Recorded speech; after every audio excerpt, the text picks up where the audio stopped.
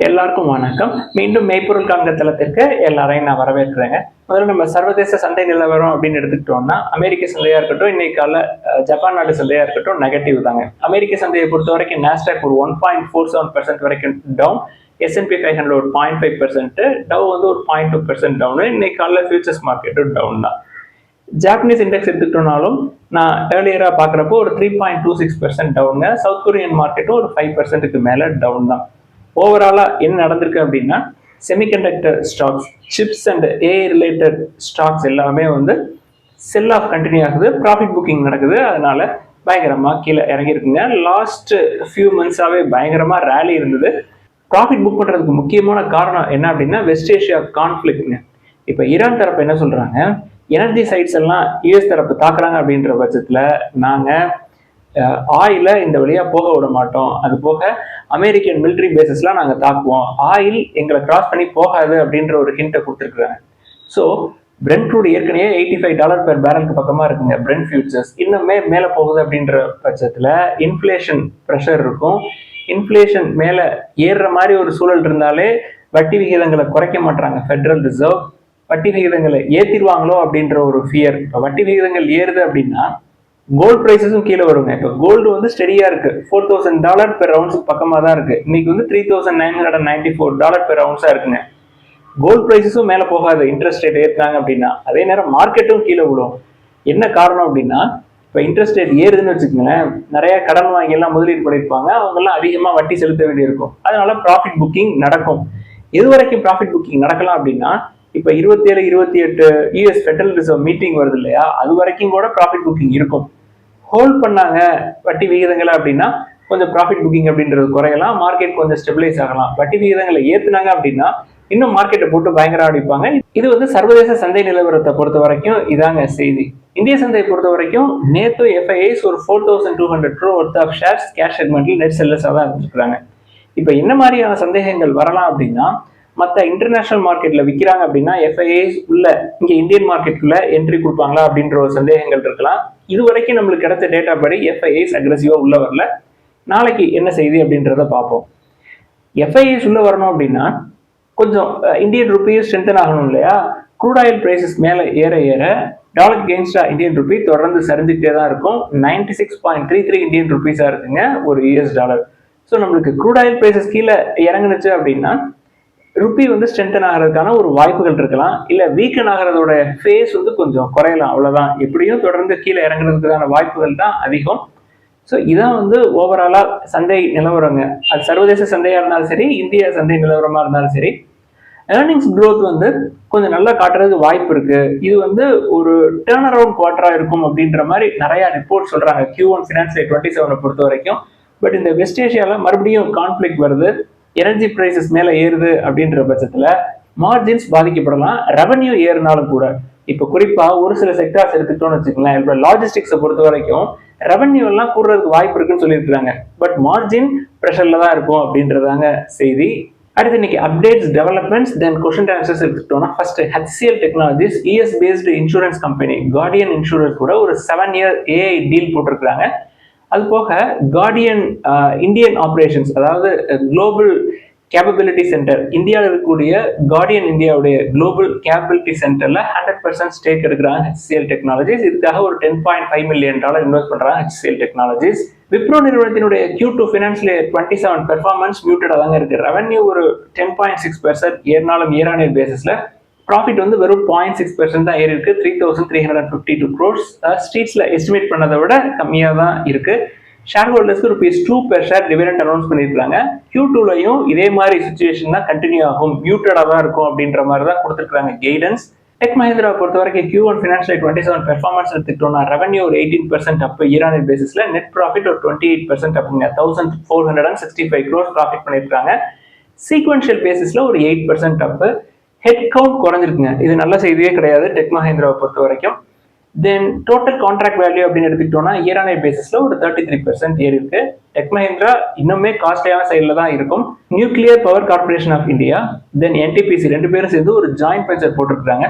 நம்ம ஏற்கனவே சொன்னாங்க NTPCக்கு அட்வான்டேஜ் என்ன அப்படின்னா, நியூக்ளியர் ப்ராஜெக்ட்ஸ்ல என்ட்ரி கொடுப்பாங்க அப்படின்னு சொல்லியிருந்தோம் இல்லையா. அணுசக்தி வித்யாத் நிகாம் லிமிடெட் அப்படின்றதான் இந்த ஜாயிண்ட் வெஞ்சருடைய நேம்ங்க. இவங்க என்ன பண்ணியிருக்கிறாங்க, பிட்ஸ் வந்து இன்வைட் பண்ணியிருக்கிறாங்க. ஒரு 28,000 crore இபிசி கான்ட்ராக்டுக்கான பிட்ஸ் வந்து இன்வைட் பண்ணியிருக்கிறாங்க. அதாவது என்ன செய்தி அப்படின்னா, ராஜஸ்தான்ல நியூக்ளியர் பவர் ப்ராஜெக்ட் இனிஷியேட் பண்ணிட்டாங்க இந்த ஜாயிண்ட் வெஞ்சர் மூலமா. இது என்டிபிசிக்கு ஒரு பாசிட்டிவான development. Gabriel India financial year 27ல நாங்க ஒரு 180 crore வரைக்கும் இன்வெஸ்ட் பண்ணோம் அப்படின்னு சொல்லியிருக்காங்க. ஒசூர்ல ஏற்கனவே அவங்களுக்கு ஒரு மேனுஃபேக்சரிங் ஃபெசிலிட்டி இருக்குங்க, அது போக புதுசா ஒரு ஃபெசிலிட்டி போடுவோம். தென் எக்ஸிஸ்டிங் ஃபெசிலிட்டியில எங்களுடைய எக்ஸ்பான்ஷன் ஒர்க்காக நாங்கள் 180 crores இன்வெஸ்ட் பண்ணுவோம் அப்படின்னு சொல்லியிருக்காங்க. அதாவது கெப்பாசிட்டி எக்ஸ்பான்ஷன், ஆட்டோமேஷன், இதுதான் வந்து ஃபினான்ஷியல் இயர் 27ல கேபெக்ஸ் எடுத்ததுக்கு முக்கியமான காரணம். கேப்ரியல் இந்தியாவை பொறுத்த வரைக்கும், சவுத் இந்தியன் பேங்கை பொறுத்த வரைக்கும் Q1 ஃபினான்ஷியல் இயர் 27ல அசத்தலான ரிசல்ட்ஸ் கொடுத்துருக்காங்க. கம்பெனியுடைய core business income, net interest income, highest ever net interest income 23% ஏறி இருக்கு இயர் ஆன் இயர் பேசிஸ்ல. நெட் ப்ராஃபிட் 17.4% சர்ஜ் ஆயிருக்குங்க இயர் ஆன் இயர் பேசிஸ்ல. நெட் என்பிஏ அப்படின்றது நான் சவுத் இந்தியன் பேங்க்ல இவ்வளவு கம்மியா நெட் என்பிஏவை இப்போதாங்க ஃபர்ஸ்ட் டைம் பார்க்குறேன். 0.26% இருக்கு. இப்பயுமே நல்ல வேல்யூவேஷன்ல இருக்கு. நல்ல ரிசல்ட்ஸ் காட்டியும் ஷேர் பிரைஸ் டேக் ஆஃப் ஆகலை அப்படின்னு சொல்லி ஒரி பண்ண தேவையில்லை.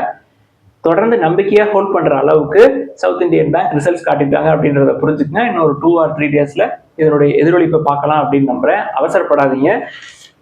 ஐடிசி ஹோட்டல்ஸை பொறுத்த வரைக்கும் Q1 ஃபினான்ஷியல் இயர் 27ல அவங்களோட ரெவன்யூ 14.8% ஏறி இருக்குங்க. நெட் ப்ராஃபிட் 35.5% ஏறி இருக்கு இயர் ஆன் இயர் பேசிஸ்ல.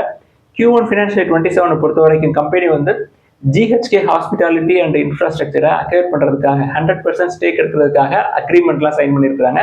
இதுக்காக கம்பெனி வந்து ஒரு 155 crores இன்வெஸ்ட் பண்றாங்க. ஐடிசி ஹோட்டல்ஸை பொறுத்த வரைக்கும் ஒரு 45 times ஏர்னிங்ஸ் பக்கமா இருக்குங்க. தனியா நம்ம ஐடிசி ஹோட்டல்ஸை பார்க்கணும்னு தேவையில்லை. ஐடிசியே லோயர் லெவல்ல இருக்கு. ஸோ ஐடிசி மூலமா ஐடிசியை பார்க்கறது தான் என்னுடைய பழக்கம். ஐசிஐசிஐ லம்பார்டை பொறுத்த வரைக்கும் நேற்று ஷேர் பிரைஸ் ஒரு 15% வரைக்கும் டவுனு, க்ளோசிங்ல ஒரு 5% ரெக்கவரி ஆயிடுச்சு. இன்னைக்கு ஏர்லியர் ட்ரேடிங் செஷன்லேயே ஒரு 2% டவுனுங்க. என்ன காரணம் அப்படின்னா, Q1ல அவங்களுடைய ப்ராஃபிட் வந்து இயர் ஆன் இயர் பேசிஸ்ல 46% கீழே இறங்கியிருக்கு.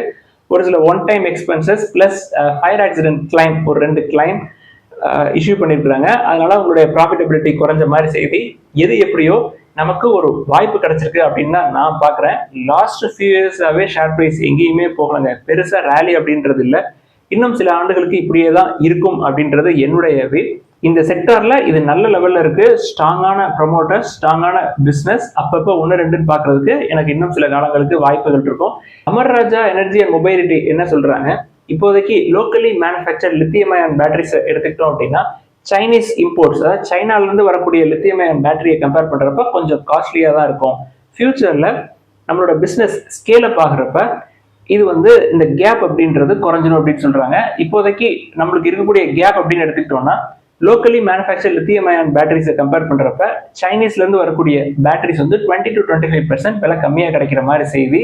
பிரஸ்டீஜ் எஸ்டேட்ஸை பொறுத்த வரைக்கும் sales booking Q1 financial year 27ல 46% குறைஞ்சிருக்கு அப்படின்ற டேட்டா கொடுத்துருக்காங்க. இது நல்ல செய்தியே கிடையாதுங்க. பிரஸ்டீஜ் எஸ்டேட்ஸ்க்கு மட்டும் கிடையாது, ரியல் எஸ்டேட் செக்டருக்கு இது நல்ல செய்தி கிடையாது அப்படின்றதான் என்னுடைய பார்வை. ABB India last few trading செஷன்ஸ்ல கொஞ்சம் ரேலி ஆன மாதிரி செய்வீங்க. என்ன காரணம் அப்படின்னா, parent company ABB Limited UK based Rotrac அப்படின்ற நிறுவனத்துல ஒரு $5.5 billion வரைக்கும் இன்வெஸ்ட் பண்றாங்க. அந்த பிசினஸ் அக்வயர் பண்ற மாதிரி செய்வீங்க. இந்த பிசினஸ் அக்வயர் பண்றாங்க அப்படின்ற பட்சத்துல கம்பெனியுடைய ஆட்டோமேஷன், எலக்ட்ரிபிகேஷன் பிசினஸ் எல்லாமே ஸ்ட்ரென்தன் ஆகும். அது போக கம்பெனி வந்து பிரான்ஸ் நாட்டு நிறுவனமான அட்வன்டிக்ஸ் அப்படின்ற நிறுவனத்தையும் அக்வயர் பண்றதுக்கு திட்டம் போட்டுட்டு இருக்காங்க. இந்த அக்விசிஷன், அதாவது பிரான்ஸ் நாட்டு குழுமத்தை வந்து இவங்க சக்சஸ்ஃபுல்லா அக்வயர் பண்றாங்க அப்படின்ற பட்சத்துல இவங்களுடைய energy business, data centre growth ரெண்டுமே வந்து ஸ்ட்ரென்தன் ஆகும் அப்படின்னு நம்புறாங்க ஏபிபி லிமிடெட். ஸ்டிர்லிங் அண்ட் வில்சனை பொறுத்த வரைக்கும் Q1 ஃபினான்ஷியல் இயர் 27ல அவங்களுடைய ரெவன்யூ வந்து ஒரு 9.7% விழுந்திருந்தாலும் நெட் ப்ராஃபிட் வந்து 69% சர்ஜ் ஆயிருக்குங்க. அன்எக்ஸிக்யூட்டட் ஆர்டர் புக் அப்படின்னு எடுத்துக்கிட்டோம்னாலே ஒரு 13,000 crore இருக்கு. ஃபியூச்சர்ல க்ரோத் விசிபிலிட்டி இருக்கு அப்படின்னு நம்புறாங்க. ஸ்டிர்லிங் அண்ட் வில்சனை பொறுத்த வரைக்கும் அவங்களுக்கு PE இருக்காதுங்க. ப்ரொமோட்டர்ஸ் ஷேர்ஸை பிளஸ் பண்ணி வச்சிருப்பாங்க. தென் டெட் டு ஈக்விட்டியும் இருக்கும். ஸோ கேர்ஃபுல்லாக இருக்கணும். பேடிஎம் நிறுவனத்தை பொறுத்த வரைக்கும் ஷேர் ஹோல்டர்ஸ்க்கு போனஸ் இஷ்யூ பண்ணலாமா அப்படின்னு சொல்லி யோசனையில் இருக்காங்க. 20ஆம் தேதி board meeting, results plus bonus சம்பந்தமான செய்திகள் எல்லாமே 20ஆம் தேதி நம்மளுக்கு கிடைக்கும். நல்ல செய்தி என்ன அப்படின்னா, கடன் இருக்காது, பட் ரொம்ப ரொம்ப காஸ்ட்லியான பிசினஸ்ங்க. பேடிஎம் சைட்லாம் நான் போறதே கிடையாது. தென் தமிழ்நாடு மெர்கன்டைல் பேங்கை பொறுத்த வரைக்கும் நேற்று எல்லாருக்குமே டிவிடெண்ட் கிடைச்சிருக்கும். ஸோ நல்ல லோயர் லெவல்ல இருக்கக்கூடிய பங்குகளை பார்க்கலாம். ஜோதி லேப் ஷேர் ஹோல்டர்ஸ்க்கும் நேற்று டிவிடெண்ட் கிரெடிட் ஆயிருக்கும். சிஎட் நிறுவனத்தை பொறுத்த வரைக்கும் Q1 ஃபினான்ஷியல் இயர் 27ல அவங்களுடைய நெட் ப்ராஃபிட் வந்து 96.4% இறங்கிருக்குங்க இயர் ஆன் இயர் பேசிஸ்ல. குவார்டர் ஆன் குவார்டர் பேசிஸ்ல ஒரு 98.4% டவுனு. ரெவன்யூ ஒரு 22.4% ஏறினாலும் கூட முக்கியமான காரணம் என்ன அப்படின்னா, இன்புட் காஸ்ட்டுங்க, ரா மெட்டீரியல் காஸ்ட் வந்து ஏறி இருக்கு. தென் ஃபாரெக்ஸ் லாசஸ், இது ரெண்டும் தான் முக்கியமான காரணம் இவ்வளவு தூரம் அவங்களுடைய ப்ராஃபிட்டபிலிட்டி குறைஞ்சதுக்கு. அது போக கம்பெனி வந்து Q2 ஃபினான்ஷியல் 27ல ரா மெட்டீரியல் காஸ்ட் ஃபர்தரா ஒரு 6 to 7% ஏறதுக்கான வாய்ப்பு இருக்கு அப்படின்னு சொல்றாங்க. கிளையண்ட்டை பொறுத்த வரைக்கும் Q1ல அவங்களுடைய ப்ராஃபிட்டபிலிட்டி பயங்கரமா அடி வாங்கியிருந்தாலும் இன்வெஸ்ட்மெண்ட்ஸ்க்கான ப்ரொபோசல் எல்லாமே வந்து அப்ரூவ் பண்ணிருக்காங்க. ஒரு 1205 crores. அதாவது கிராஜுவலா ஃபினான்ஷியல் 31 வரைக்கும் நாங்க கொஞ்சம் கொஞ்சமா இன்வெஸ்ட் பண்ணுவோம் அப்படின்னு சொல்லியிருக்காங்க. அதாவது கெப்பாசிட்டி எக்ஸ்பேன்ஷன் அப்படின்னு எடுத்துக்கிட்டீங்கன்னா பை ஃபினான்ஷியல் 31 இப்ப இருக்கிற மாதிரி நாங்க ஒரு 53,000 டயர்ஸ் பெர் டே ரெடி பண்ற அளவுக்கு எங்களுடைய கெப்பாசிட்டியை நாங்க கூட்டியிருப்போம், குறிப்பா 2 வீலர்ஸ்க்கு அப்படின்னு சொல்றாங்க. இப்ப இருக்கிற கெப்பாசிட்டியை கம்பேர் பண்றப்ப ஃபினான்ஷியல் 31ல இந்த இன்வெஸ்ட்மெண்ட்ஸ் எல்லாம் சக்சஸ்ஃபுல்லா முடியுது அப்படின்ற பட்சத்துல ஒரு நாளைக்கு 53,000 டயர்ஸ் வெளில வருது அப்படின்னா அது 66% கெப்பாசிட்டி அடிஷனுங்க. ப்ராக்ரஸிவா பண்ணுவோம் அப்படின்னு சொல்லியிருக்காங்க. சரி, இப்ப எவ்வளவு ரெடி பண்ணிட்டு இருக்காங்க ஒரு நாளைக்கு அப்படின்னு கேட்டா 80,000 டயர்ஸ் பெர் டே ரெடி பண்ணிட்டு இருக்காங்க. கெப்பாசிட்டி யூட்டிலைசேஷன் வந்து 95% இருக்குங்க. ஸ்டேட் பேங்க் ஆஃப் இந்தியாவை பொறுத்த வரைக்கும் ஃபினான்ஷியல் 27ல ஒரு 60,000 crore வரைக்கும் ஃபண்ட் ரைஸ் பண்றதுக்கான ப்ரொபோசலை போர்டு வந்து அப்ரூவ் பண்ணிருக்காங்க த்ரூ பாண்ட் இஷ்யூஸ். அது போக அவங்களுக்கு NSE IPO வருது அப்படின்ற பட்சத்துல அவங்க வந்து OFSல ஒரு 3.23% ஸ்டேக் ஆப்லோட் பண்ணுவாங்க. தென் அவங்களுடைய சப்சிடரி SBI கேபிட்டல்கிட்ட ஒரு 4.35% ஸ்டேக் இருக்கு. ஆப்லோட் பண்றாங்க அப்படின்னா அவங்களுக்கு அமௌண்ட் கிடைக்குங்க. அது போக NSE IPO பொறுத்த வரைக்கும் LIC கிட்ட ஒரு 10.72% ஸ்டேக் இருக்கு. NSEயோட ஸ்டேக்கு LIC பார்ட்டிசிபேட் பண்ணல அப்படின்ற மாதிரி சொல்லியிருக்காங்க OFSல.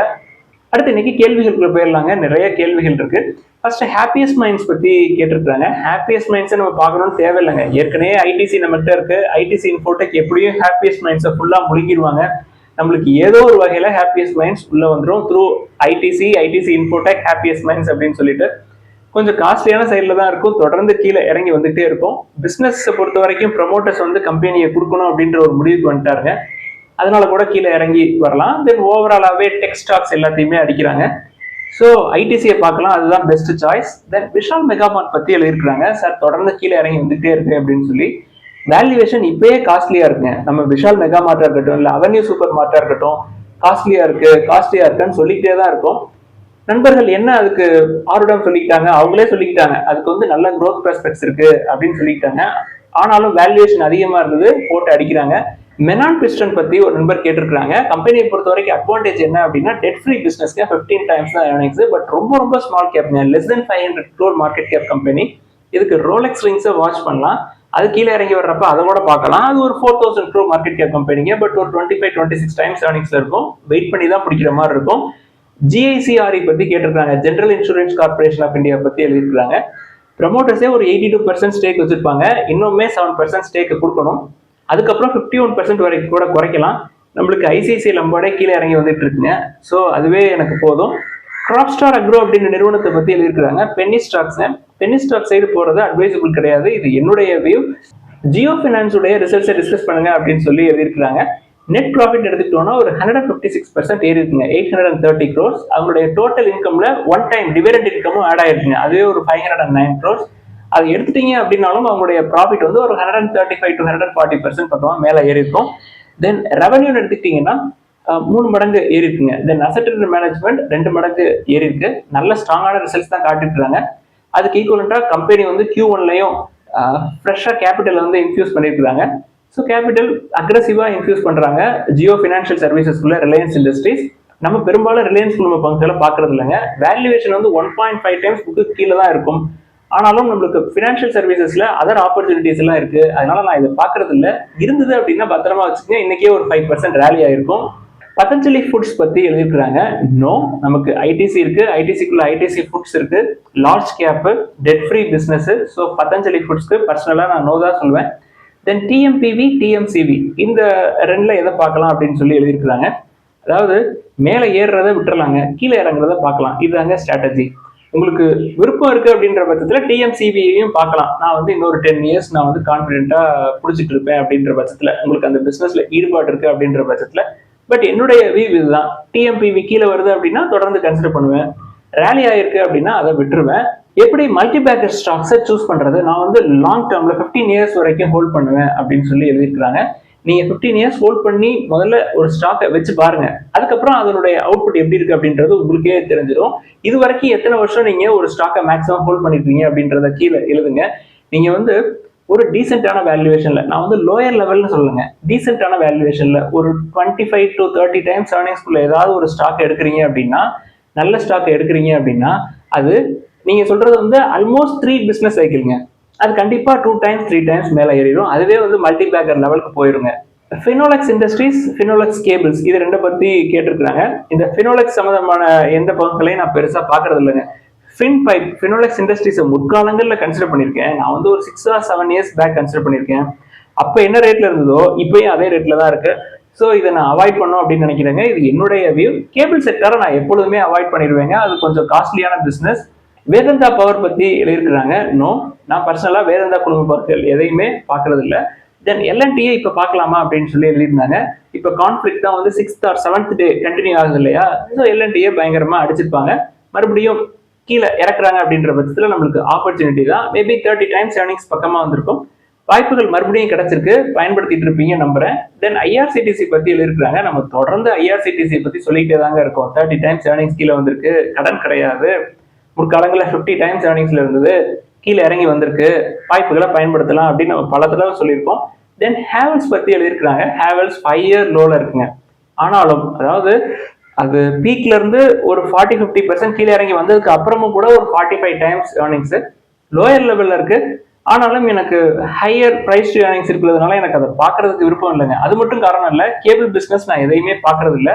உங்களுக்கு ஹேவல்ஸ் மேல ஈடுபாடு இருக்கு அப்படின்ற பட்சத்துல உங்களுக்கு இது ஆப்பர்ச்சுனிட்டியா இருக்கலாம். தென் ஹெச்டிஎஃப்சி பேங்கா, கோத்தக் மஹிந்திரா பேங்கா அப்படின்னு சொல்லி எழுதிருக்காங்க. உங்களுடைய வியூ என்ன? இது ரெண்டுல எது உங்களுடைய சாய்ஸ் அப்படின்னு சொல்லி நம்ம ஒரு 3 நாளைக்கு முன்னாடி டிஸ்கஸ் பண்ணிருக்கோங்க. அதாவது இந்த கேள்விகள் யாரு எழுதிருக்கிறாங்க அப்படின்னா, தொடர்ந்து நண்பர் கமெண்ட் எழுதக்கூடிய ஆட்கள் தாங்க. தொடர்ந்து போஸ்ட்களை வந்து பார்க்கக்கூடிய ஆட்களே வந்து 2 நாளைக்கு முன்னாடி 3 நாளைக்கு முன்னாடி டிஸ்கஸ் பண்ணதே மறுபடியும் கேள்விகள் எழுதியிருக்கிறாங்க.